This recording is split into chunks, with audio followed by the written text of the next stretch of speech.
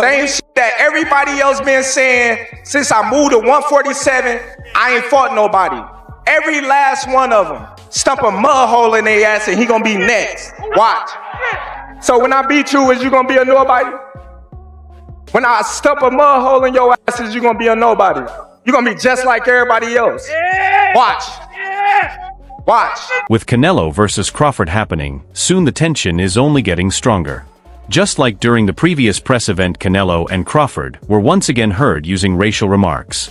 The situation began when Canelo was questioned about the exchange they had at the earlier press conference.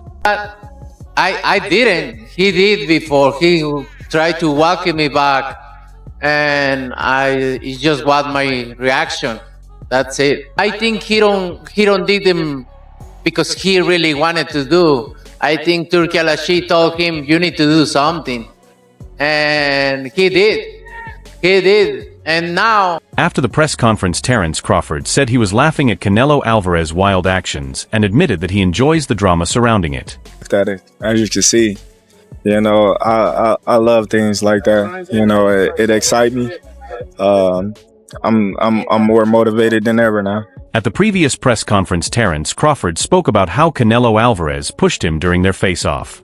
He made it clear that the shove did not intimidate him at all, and it had no impact on the strategy he plans to use in the fight. You know what I mean? Like, that little push didn't do nothing, as you can see. But come fight time, we're not going to be pushing, we're going to be punching, so it doesn't even matter. Along with the previous press conference, there was also a face-off during this event where both fighters locked eyes intensely. The moment became so heated that Dana White, who is connected with UFC, had to step in and separate them before things went any further.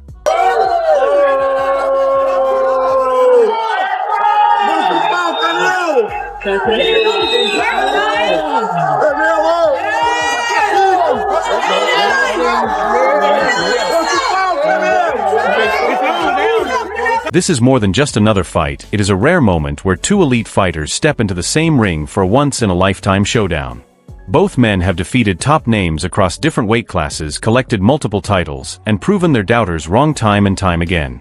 Looking back at his bout with Billy Joe Saunders, Canelo out into his upcoming clash with Terence Crawford. But Crawford, you know, a lot of MMA fans, UFC fans, may not have ever seen you fight before, and they might tune in because Dana and the UFC are involved. So what has it been like, maybe introducing yourself to a lot of MMA fans? Some of the comments Terence Crawford made did not sit well with Canelo Alvarez, especially when Crawford said he does not care about meeting other people's expectations.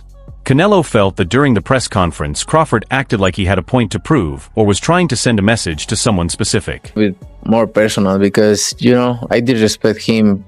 I don't respect him anymore because he say, I'm not gonna do what they want me to do and this and that. And then he tried to, maybe Turki Al-Ashi told him, hey, you need to do something because you seem so nervous in Riyadh. So, and he tried to, like, he welcomed me back, and that's why I pushed him. And, you know, like I say, don't fuck with me. Does it bring a different Canelo then? Yeah, it's different. During the press conference, Canelo Alvarez made a bold statement. He told reporters and members of the boxing team that the broken nose in the previous fight might have happened because Turki told Terence Crawford to press forward and chase him. Canelo also warned Crawford directly that if he pushed him too far, it could be the end of his career. Before, I respect his word because he say, oh, I'm not gonna let somebody to tell me what I need to do. And he did. So, but you know me. Just, I respect everybody, but if you f me, so it's gonna be different. You know.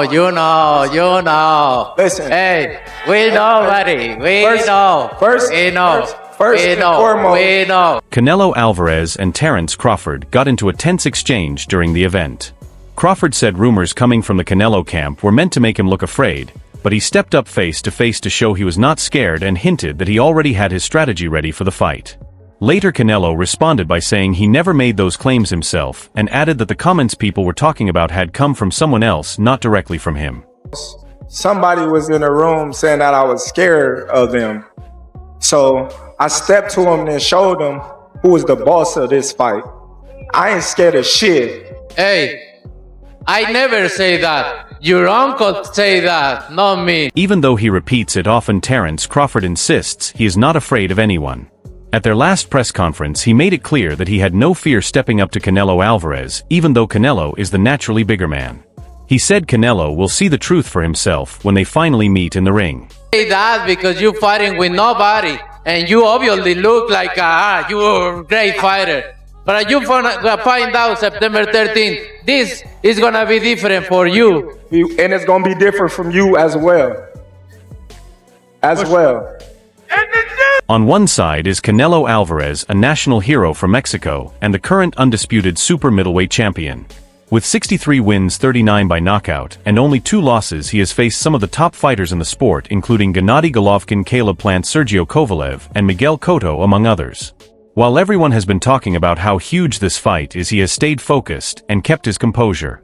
He was a bit tense at first, but now fully understands that today is an important moment for his career. The presser yesterday, and I thought Canelo looked really well. Do you know what I mean? Obviously, he's a big lump, so I was always Canelo. Then I sort of leant towards Bud, but now I'm back with Canelo. So we'll see. Canelo's an all-time great.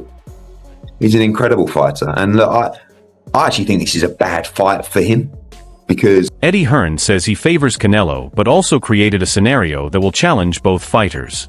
He pointed out that Crawford's distinctive style, fast reflexes, fluid movements, and constant adjustments could make the fight unpredictable and keep Canelo on his toes. he'll engage a lot more than Skull, but he will be looking to do all the things where people have had success, which is use movement. Look at what Bivol did. Bivol had the perfect game plan.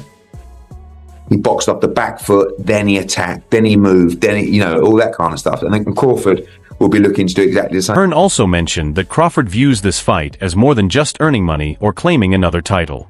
His main aim is to use it as a chance to become more than a skilled technician and truly make his mark in boxing history.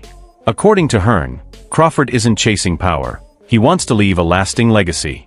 Fight that's probably quite personal to him to prove himself as a great. And there is no doubt that if he wins this fight, he's a great, he's a pound for pound tremendous fighter, but the obvious size difference couldn't be ignored.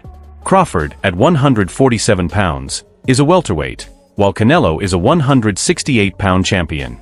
The gap in weight was clear, but Crawford kept challenging Canelo. Interestingly, Canelo didn't shut him down completely. He left the door open, showing he might take it seriously if the fight could happen. 87, obviously 154 now, but the money's the money, and he was never going to turn it down. Canelo's journey took him from a young prospect to one of the biggest pay-per-view stars in sports today. He's beaten champions in 4 different weight classes and built his own kingdom both in and out of the ring. He's known for his tough chin, punishing body shots, and precise heavy counters. At the news conference, he appeared calm and confident. He spoke about working with Dana White and the event organizers to prepare for the big fight. Canelo respected how White and UFC fighters collaborate and didn't see boxing and the UFC as rivals. He said, "It might seem like we're competing, but we're not. I respect Dana White and every UFC fighter. I believe working together can create something great. I'm excited to team up with Dana, Netflix, and everyone else involved. Crawford is different, and I've always respected him." Antonio Tarver noted that Crawford has a fearless, commanding presence, the kind that great boxers naturally carry. I've been telling y'all for the longest. That boy got that energy. And you know what energy I'm talking about. What is that? Tarver energy. Yes, sir. Tarver. He got that. Yes, and so sir. when you get that, we don't see nobody, bro. Tarver also shared a tougher view on Canelo Alvarez.